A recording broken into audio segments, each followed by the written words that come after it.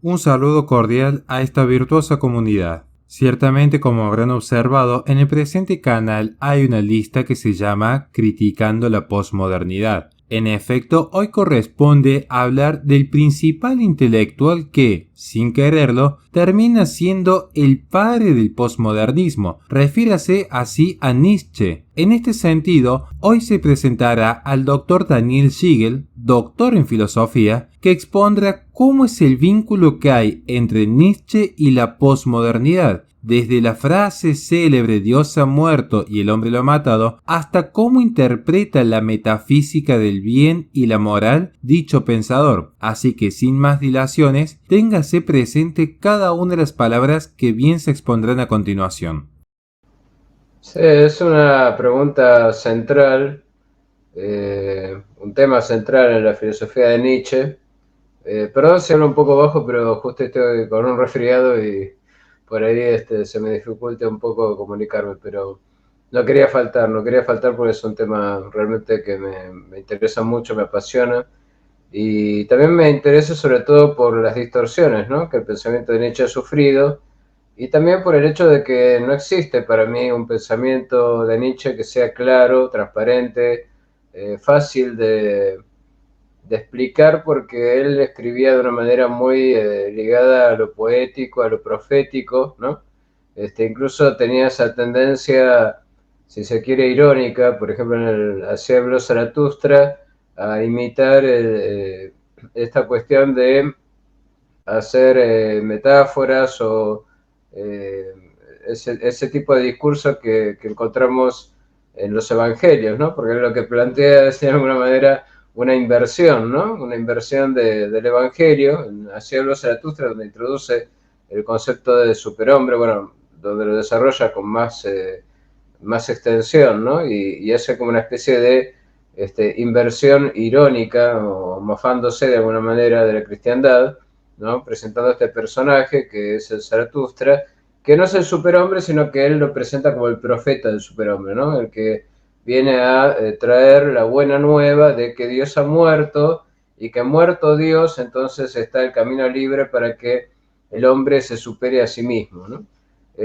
Porque la idea de superhombre muchas veces se confunde con una especie de Superman o una especie de raza superior, ¿no? La idea de, incluso fue cooptada por su hermana y dirigida hacia una orientación de tipo nazi, ¿no? Porque la hermana de él coqueteaba con el nazismo, tenía mucha cercanía con Hitler y cuando él falleció en 1900, elaboró las obras completas, digamos, con toda una serie de investigadores, entre los cuales se encontraba Martin Heidegger, otro adicto bastante cercano al nazismo, y elaboraron esta idea del superhombre en orientación hacia la idea de la raza superior, que no es lo mismo en realidad, ¿no?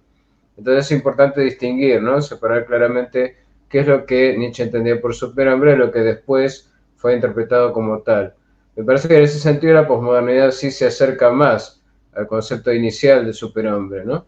Nietzsche es un pensador que no fue muy comprendido por sus contemporáneos, creo que no fue comprendido ni siquiera muy bien por él mismo, no tenía muy claro qué es lo que estaba tratando de desarrollar, pero sí tenía la idea de que el punto de partida era el nihilismo, ¿no? Él venía de la teoría de Schopenhauer, ¿no?, su concepción pesimista acerca de la voluntad de vivir, de esa tendencia que nunca logra alcanzar su satisfacción en un mundo de mera representación y apariencia, y después se va desprendiendo de esa base nihilista tratando de transformarla en algo positivo, ¿no? Trata como de convertir ese pesimismo nihilista en una especie de optimismo, de progreso, de desarrollo, la idea de una evolución, ¿no? Ahí es cuando recibe la influencia de Darwin y él plantea que así como el mono ha sido superado por el hombre, ¿no?, en esa visión un poco simplista, ¿no?, de la evolución, de la teoría de la evolución de esa época, entonces el hombre también es algo que debe ser superado, ¿no? Por eso plantea este concepto de superhombre, que en alemán es Übermensch. Übermensch quiere decir lo que está por encima o más allá de lo humano, ¿no? Entonces no tiene el sentido del Superman, o sea, de un ser poderoso que intenta dominar a los demás de alguna manera, mostrar su poder a través del dominio del otro, De hecho decía que no seguía la idea de ser un pastor de ovejas, no quería ser alguien que dominara las ovejas, ¿no? Sino más bien lo que él buscaba era una relación con iguales, ¿no? Con iguales en una perspectiva aristocrática acerca de la virtud, ¿no? La virtud que entendía él en un sentido, según él consideraba, renacentista, ¿no? El hombre virtuoso para él era el hombre talentoso, que es sus potencialidades, sobre todo en la dirección a la creatividad, al arte, a hacer de su propia vida una obra de arte, ¿no? Un tema que después va a desarrollar Foucault y que ya habíamos mencionado en otro de los vivos.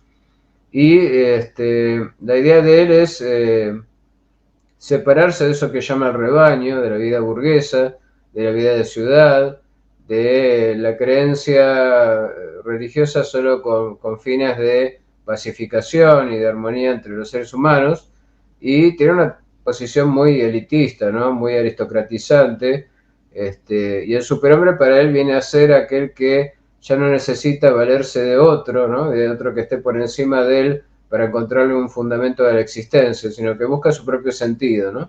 Y para eso tiene que superar su propia condición de ser humano, porque él considera que muerto Dios, muere también el hombre, ¿no? Es muy interesante esto, ¿no? Porque de hecho es así. Digamos, si lo vemos retroactivamente, el humanismo como movimiento era un humanismo cristiano, ¿no? Tenía sentido la idea del humanismo como poniendo al hombre en la suma, en el punto más alto de la escala de la creación, pero subordinado a Dios, ¿no? A Dios como el supremo bien que el hombre obviamente por sus limitaciones no puede alcanzar en esta vida, ¿no? Entonces lo que plantea Nietzsche es que con el proceso del iluminismo y de la ilustración, ¿no? Con todo lo que implica el positivismo y la ciencia, a Dios se lo ha ido desplazando cada vez más de toda explicación sobre el sentido del mundo y cómo funciona la naturaleza, y una vez que haya sido totalmente excluida la figura de Dios, entonces el hombre pasa a ser el centro, pero no el hombre como existe hoy en día, porque ese hombre solo tiene sentido en relación con Dios, sino un hombre que debe ser transformado en otra cosa, ¿no? Que debe devenir en otra forma, en otra naturaleza, ¿no? Que es esto que él llama superhombre, que él nunca termina de definir, salvo como una transvaluación de valores, dice él, o sea, dejar de lado los valores cristianos para sustituirlos por valores diferentes, pero nunca aclara cuáles son esos valores, ¿no? Simplemente habla en términos un poco vagos, ¿no? Un poco poéticos, así, digamos como en apólogos, ¿no? Por eso decía que había como una especie de, de imitación, ¿no? Del estilo de un evangelio, ¿no? Si uno lee así hablo Zaratustra, parece algo así, ¿no? Él junta a un grupo de discípulos, Zaratustra, y él les va enseñando, ¿no? Les va dando una serie de pautas, entre las cuales justamente enseña esto de que el hombre debe ser superado y venir en su lugar el superhombre, ¿no? Y usa para eso una metáfora que es la de las tres transformaciones del espíritu. No sé si te interesaría que la desarrollemos o sí. Bueno, esas tres transformaciones del espíritu son para él una explicación de la historia de la humanidad, ¿no? Ni más ni menos, ¿no? La historia de la humanidad como la ve él. Entonces habla de un primer estadio que es el del camello, ¿no? El camello, dice él, es como una representación de la persona de fe, ¿no? Tiene dos jorobas que son la moral y la religión. Y es una criatura que carga con pesos, ¿no? Y cuanto más peso lleva, más fuerte se siente, ¿no? Entonces, eso es lo que para él significa la persona de fe, la que soporta el sufrimiento, algo así como el estoicismo, ¿no?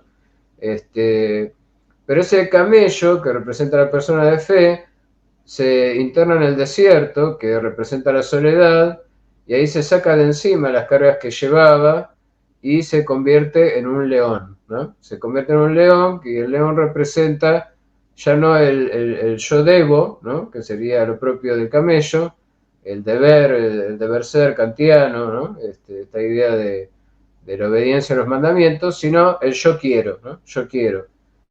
Entonces libertad, pero es una libertad negativa, ¿no? Es una libertad que se ha liberado de las cargas que llevaba, pero no es todavía libre para crear algo nuevo, ¿no? Es libre de, pero no libre para, ¿no? Eso es lo que plantea.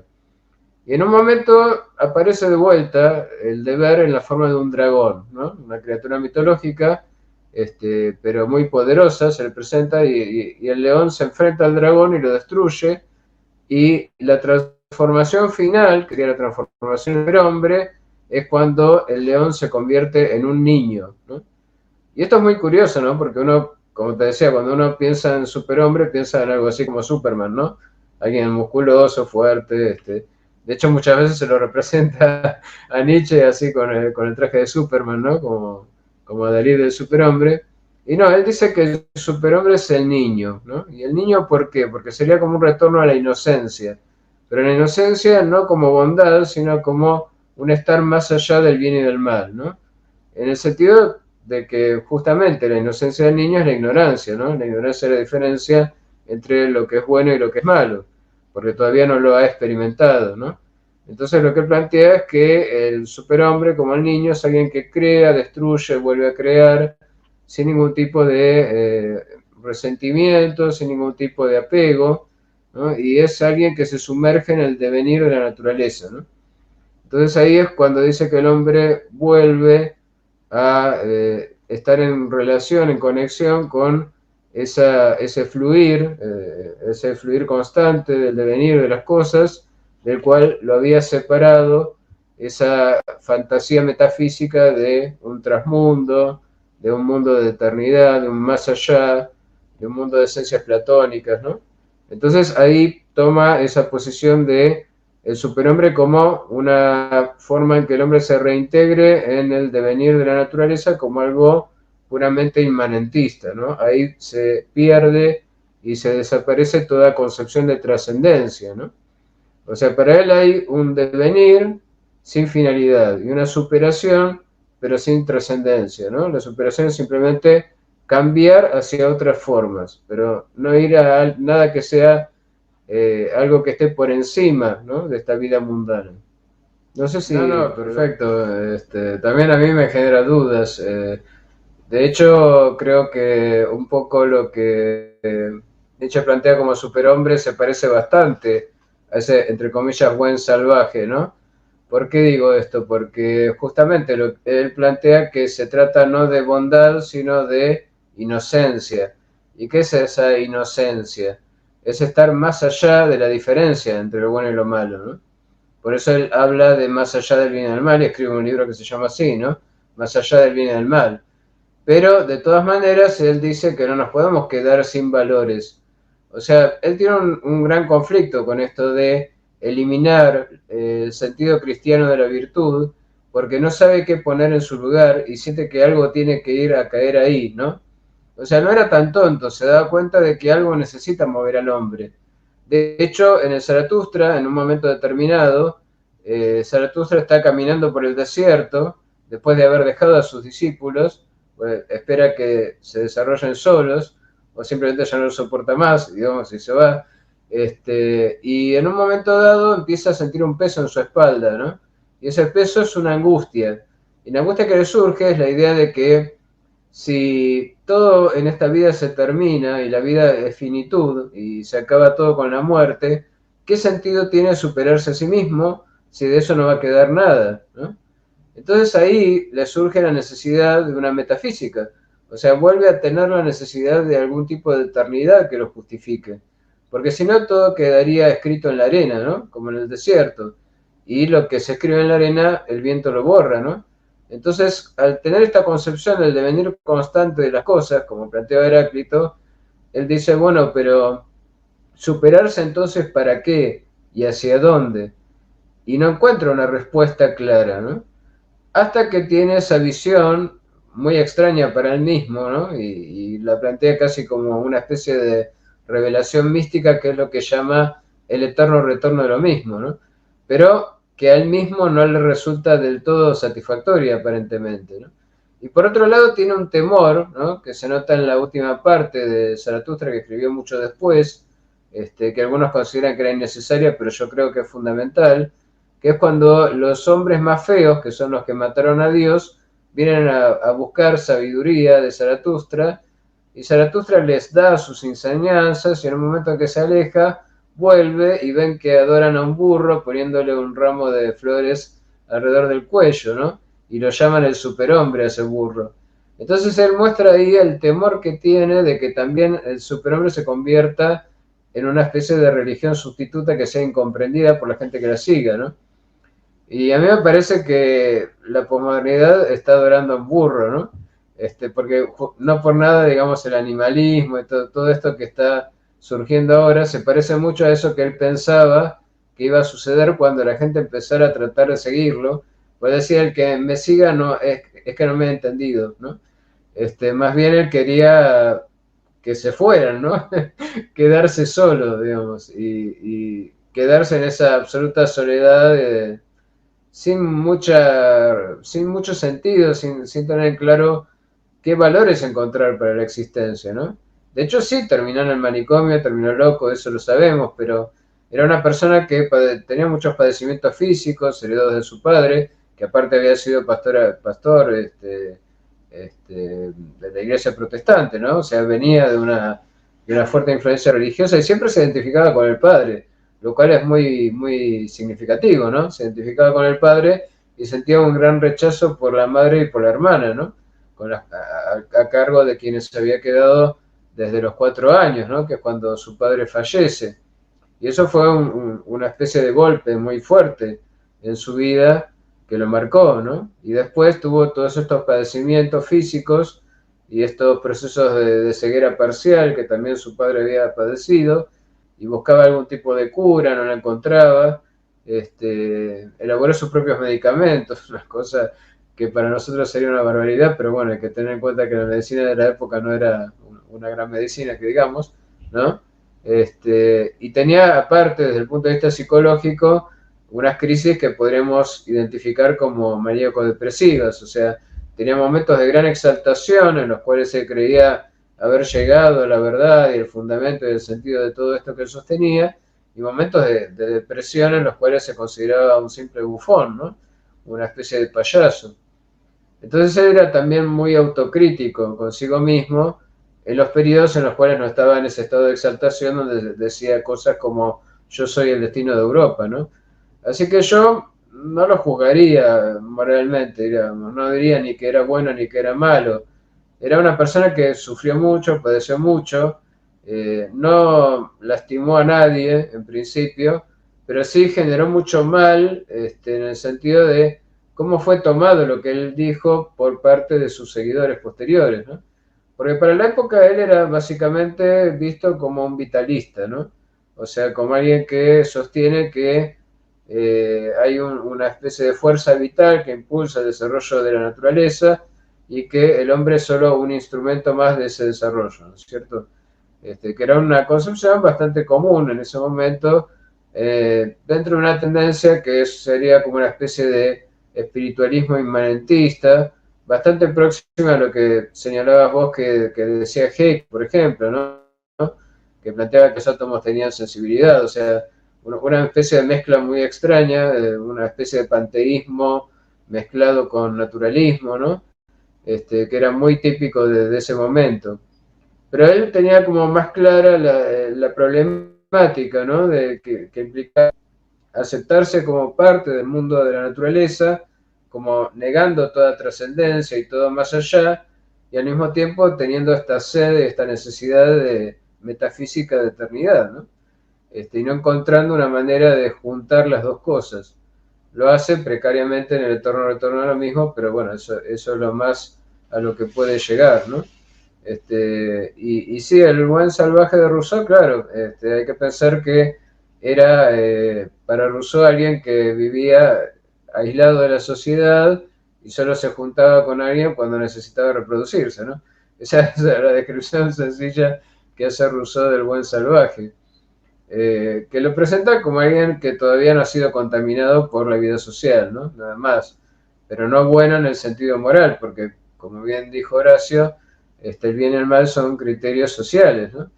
Y en ese sentido Nietzsche también tenía una dificultad con lo social, ¿no? Evidentemente era un personaje muy antisocial, muy contradictorio también, ¿no? ¿Contradictorio en qué sentido? Bueno, para dar una anécdota, él se enamora de Luandrea Salomé, que era una mujer brillante, que fue discípula de él al principio, después se hizo discípula de Freud, pero ella a su vez estaba enamorada de Paul Rée, que era un poeta que era amigo de Nietzsche también, estaban juntos muchas veces en las vacaciones, pero Nietzsche le propone matrimonio a ella y ella lo rechaza, ¿no? Ya proponerle el matrimonio para él era como una especie de rebajamiento, ¿no? Por todo el rechazo que sentía por las instituciones familiares y demás. Sin embargo, surge el amor y al surgir el amor surge el deseo de concretar esa relación y de una manera formal, lo cual es muy curioso, ¿no? Dice cómo Nietzsche va a plantear el casarse con alguien, incluso dispuesto a casarse por iglesia, ¿no? Pero como lo rechaza, ahí se acentúa todavía más su ostracismo y termina rompiendo con ella y con su amigo, ¿no? Y cada vez se encierra en un aislamiento mayor, ¿no? En una situación que finalmente termina en ese estado de locura que se supone tuvo que ver también con la sífilis, bueno, eso es un tema anecdótico, ¿no? Pero digo, es una personalidad compleja y está bueno verlo en su contexto y tener en cuenta esto, ¿no? Que para los de la época no era posmoderno porque la posmodernidad en ese momento no existía, pero sí es cierto que la posmodernidad cuando se desarrolló en los años 80 del siglo XX retoma muchos elementos del pensamiento de Nietzsche y es constante referencia por parte de Deleuze, por parte de Foucault y de todos los representantes de la visión posmoderna, ¿no? Sí, es una excelente pregunta. Sí, evidentemente, Nietzsche al plantear que Dios ha muerto se da cuenta, no es tonto, porque ¿qué pasa? Él dice, Dios es un obstáculo para el hombre, porque si el hombre es finito es porque hay un infinito que pone afuera, y ese infinito es Dios. Si elimino a ese infinito que es Dios, entonces el hombre se convierte en infinito. Es un delirio completo, ¿no? Por lo menos así es como lo presenta en primer término. Que eso va a llevar justamente a Dostoyevsky a plantear, ¿no? Desde una visión religiosa, el peligro que implica esta visión, porque él dice, si Dios no existe, todo es posible, todo está permitido, ¿no? Justamente porque cae, no solo porque caen los valores, ¿no? Sino porque cae la estructura misma de la realidad, como bien acabas de decir, como un logos ordenador donde está clara la diferencia entre hombre y animal, entre hombre y mujer, entre hombre y Dios, ¿no? Entonces aparece la idea del homo deus. En ese sentido, evidentemente Nietzsche es un anticipo de la posmodernidad, cuando la posmodernidad plantea esto, ¿no? Que me parece que Harari es como la culminación de este proceso, ¿no? De alguna manera, al decir homo deus, ¿no? El hombre puede generar las condiciones para su propia transformación en lo que quiera, ¿no? Pero lo que quiera, ese querer, sería algo totalmente indeterminado, porque yo podría querer cualquier cosa, y eso implicaría la pérdida de cualquier sentido, porque si yo puedo querer todo, al final termino no eligiendo nada, ¿no? O sea, me quedo en la pura expectativa de a ver qué se me ocurre, ¿no? A ver qué me surge. Pero ese que me surge implicaría, bueno, esperar algo de mi propio interior, que no es voluntario, sino que es simplemente una pulsión, un impulso, una tendencia que me diga hacia dónde ir, porque me he quedado sin Dios, me he quedado sin naturaleza propia, me he quedado sin esencia y no sé hacia dónde tengo que ir. Que es un poco lo que se nota que le pasa a Nietzsche y él de alguna manera lo plantea, como te decía, ¿no? Cuando dice, bueno, superarme para qué y hacia dónde, si no hay trascendencia, ¿no? Si no hay ningún tipo de ideal, si no hay ningún tipo de parámetro de lo que está bien o de lo que está mal, ¿no? Entonces se dice, bueno, crearemos nuestros propios valores, pero no dice cuáles, ¿no? Entonces queda así planteada una concepción que en última instancia termina siendo nihilista, ¿no? Aunque él no lo quiera. ¿Y cómo logra salir de eso? Bueno, planteando una especie de metafísica. ¿Pero qué metafísica? Bueno, una metafísica del azar. O sea, trata de sustituir la necesidad, ¿no? O sea, él habla del destino, habla mucho del destino, pero el destino como azar, ¿no? ¿De qué manera? Planteando que el universo está formado por una cantidad limitada de átomos de fuerza. Esto es medio complejo, ¿no? Pero bueno, es su metafísica, ¿no? Es su concepción de la realidad en sí. No es que piense que todo es apariencia, a veces parece que sí, ¿no? Pero él dice, bueno, si todo es apariencia, no es apariencia, porque no hay oposición entre apariencia y realidad.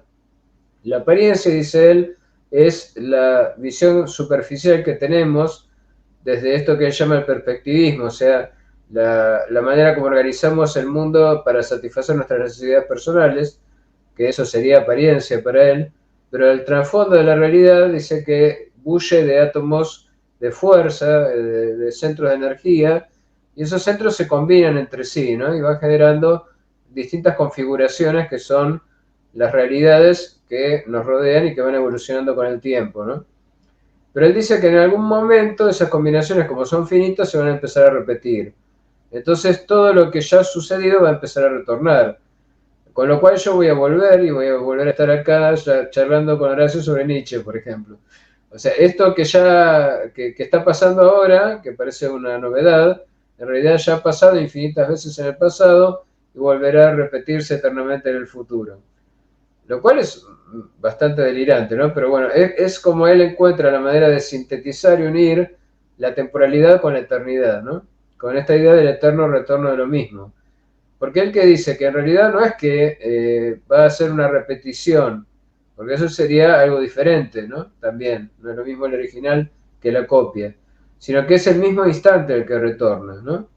Es como si yo saliera de mi casa en línea recta y en algún momento volvería a estar en mi casa. ¿Por qué? Porque la Tierra es redonda. Entonces volvería al punto de partida, ¿sí? Creyendo que caminé en alguna dirección, en realidad vuelvo al principio. Y para él en la temporalidad ocurre lo mismo, ocurre un ciclo. Entonces el universo está como cerrado sobre sí mismo y autocontenido, y eso es lo que mantiene ciertos límites, ¿no? O sea, él tiene que plantear una finitud, una limitación, porque si no, todo se le desborda y se convierte en puro caos, ¿no?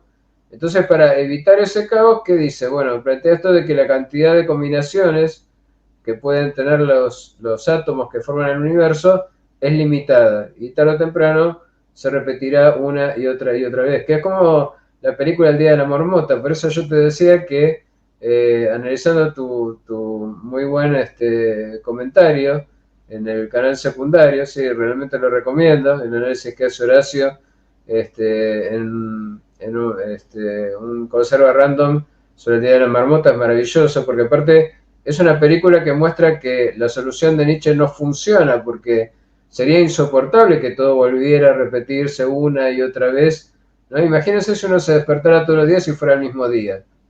Sería algo extravagante, digamos, ¿no? Sería algo insoportable. De hecho, el personaje tiene que evolucionar y trascenderse a sí mismo para que eso, digamos, se rompa ese hechizo de eternidad y de circularidad y pueda trascenderse a sí mismo, ¿no? Y termina decidiendo que, bueno, casarse con la chica, formar una familia, ¿no? O sea, buscar una trascendencia por otra vía, pero sin quedar encerrado en ese círculo, ¿no? Para Nietzsche, curiosamente, el círculo sería justamente la salida, ¿no? Pero eso es su manera de entender la eternidad, ¿no? La eternidad como eterna repetición de lo mismo, remitiendo a ciertas mitologías que también existían en la antigua Grecia, ¿no? Donde también el planteo de la eternidad era el planteo de una repetición de un tiempo circular, ¿no? Es la parte más extraña, si se quiere, de su pensamiento, y es la parte que la posmodernidad no ha tomado, porque eso no es progre. O sea, justamente lo que él está planteando, porque por ahí vi un comentario que decía, bueno, es un modelo de progresista. No, en realidad no, porque es progresión hacia atrás, es una paradoja, si se quiere.